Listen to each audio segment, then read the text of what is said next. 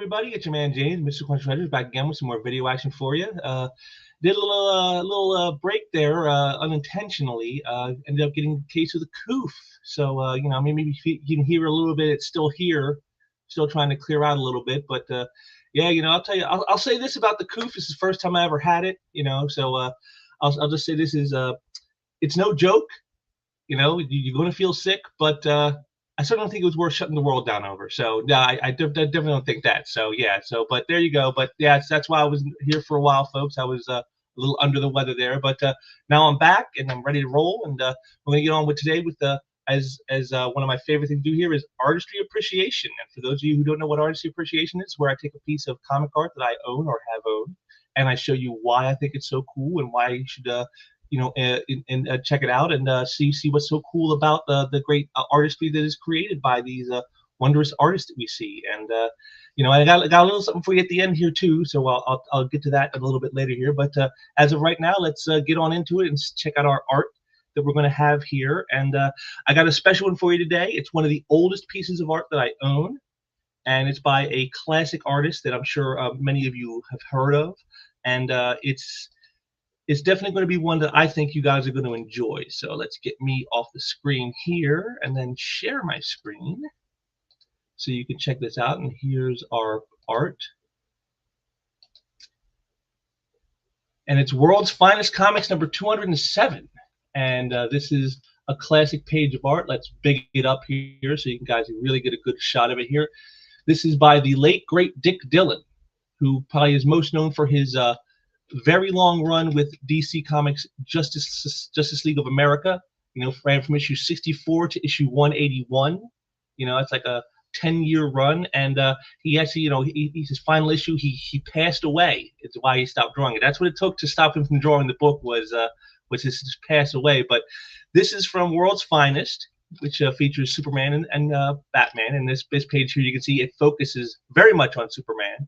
And you know what I like about Dillin's style is to me it's like the quintessential like late silver, early bronze age. Like when you think of that era, like say from like 67 to like 72, this is the kind of art you think of.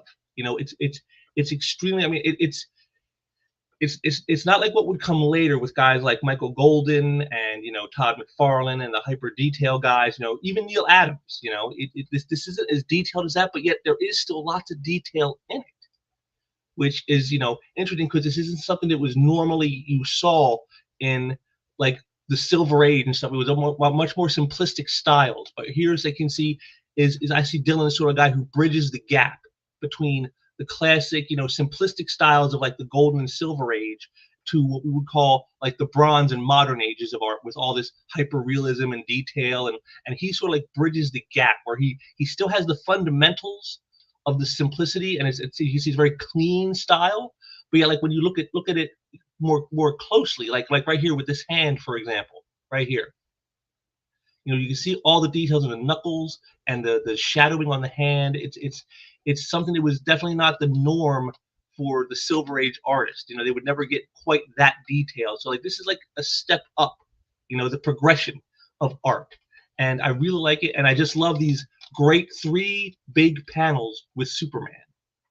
You know, I like that. And this is like, you know, this is back when they actually worried about storytelling rather than just give you a big splash page. But like this is sort of a splash page from that era. You know, this is 1971, and you know, I just love, and I love his camera choices. The camera, the way he focuses the camera. Like you can see here, it starts out with a small shot of Superman being attacked by this creature, and then it slowly builds up to a medium shot. You see him down on his knees, and then the final one, the close-up, where he succumbs finally to the creature's power.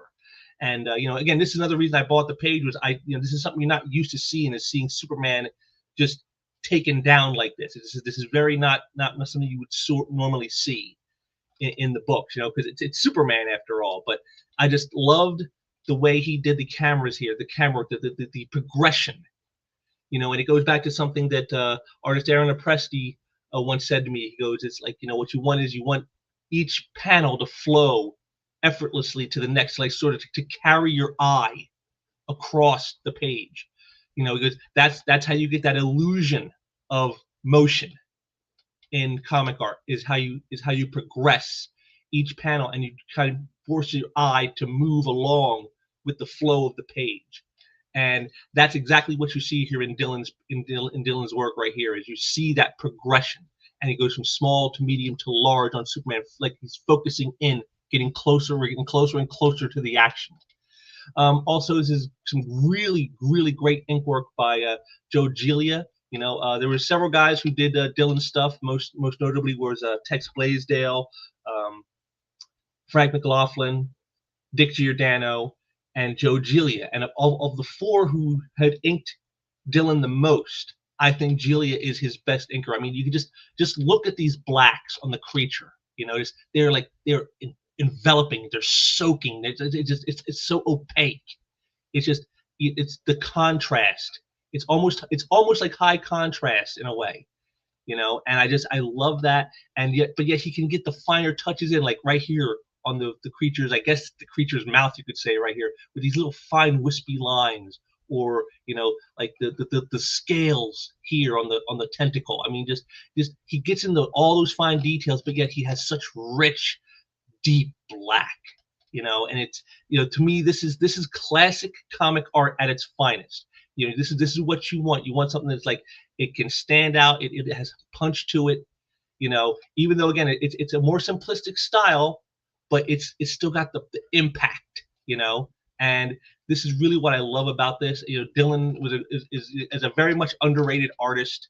I don't think he quite got the due he deserved when he was here, and even now he's kind of not given that due. But let's go on, and we'll show you here is the color.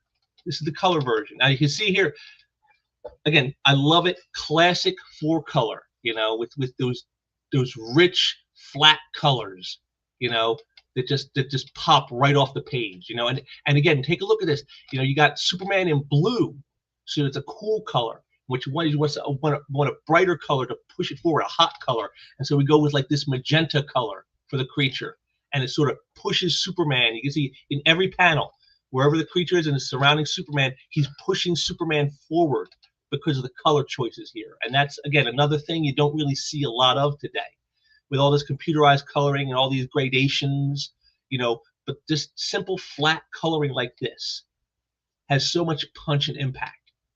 And it just pushes the figure of Superman forward as you're reading the page. And again, it's a subtle trick, but it's something that you don't really see a whole lot of today.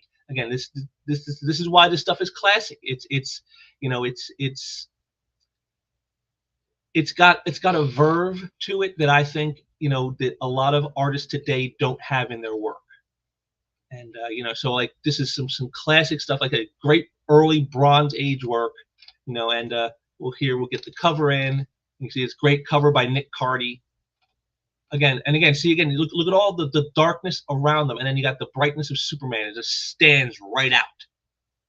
You see, just that great color work, and the yellow shirt and the green shirt. I mean, just all these colors to push it forward. Great work. I can't say enough. This is one that I really enjoy a lot. I was very thankful to get this, and when I got it, because like I said, it just to me is the quintessential comic book art type of thing. You got great camera angles, great progression, flowing, great visual storytelling flow across the panels, deep rich blacks, art that it's a simplistic style, but yet still has, as I said, like look at the hand here and the scales, still has enough detail in it that it stands out from like what was going on at the time. And just a beautiful example of some great art that was at sort of, I guess, a turning point, I guess you could say, in the history of comics. Where they were moving more towards the more detailed stuff with your guys like your Neil Adams and your Michael Goldens. And so this is, like I said, this is the one that bridges the gap between the classic of the Silver and Golden Age and to the more modern age. And so just a great image. And as I said, just 3 awesome, great panels, large panels with Superman. Again, something that was not very common back in this period. They didn't do the big panels very much. They really saved that for a dramatic effect. And it was perfectly done here. I love this. It's a great image. So World's Finest Comics, number 207 from 1971. You know, just some good stuff by an artist who, like I said, I don't think ever really got his due. And you know, Dick Dillin, the great Dick Dillin, one of my wife's personal favorites. She's very much a big fan of Dick Dillin's work, and so yeah, that's the good stuff for you right there. And there you have it, folks. That was another one in the books here for you. A nice little fun stuff with some classic '70s art, early '70s. It's older than me, and I know that's hard to believe, but it is. It actually is older than I am. But I hope you enjoyed checking that out. I had a lot of fun bringing that to you. And also, I just want to, before I head out here, I said I had a little something for you here at the end. I'm going to take a note down there of the description section. I was on a recent live stream with RJ over on the Fourth Age, where we talked about some classic comic runs that we think were really great. And it was a lot of fun. I had a lot of fun doing it. With my big step back in after dealing with the coup. So I want you guys to go down there and check that out. And I'm going to be doing another one with him probably in the next week. I'll try to get him to give me the info so I can tell you when it's going to happen. But we're going to do another one because we had such a good time with it. I think we're going to do some more, and so maybe this could be something you guys can check out. But yeah, definitely check out RJ's channel and subscribe to him. You know, because he does some really deep dives into stuff. I mean, he really does. You know, the philosophical side of comics. He focuses on a lot, and it's really a really interesting channel. I've always enjoyed watching RJ's dissertations on, you know, what it means to be a hero and things of that nature, and the heroic nature, the philosophical side of the heroism.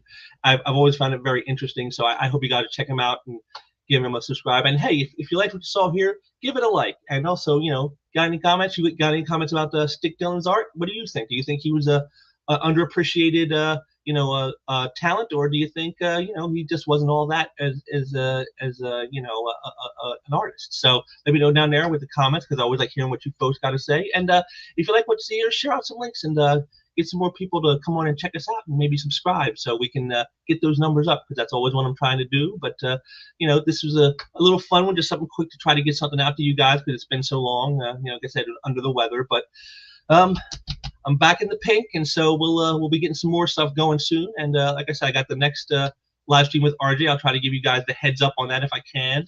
And you know, just check out the one that's a link down below. And like I said, it was a good time. I think you guys will enjoy it too. And I will be back soon with some more stuff. And so until next time, take care.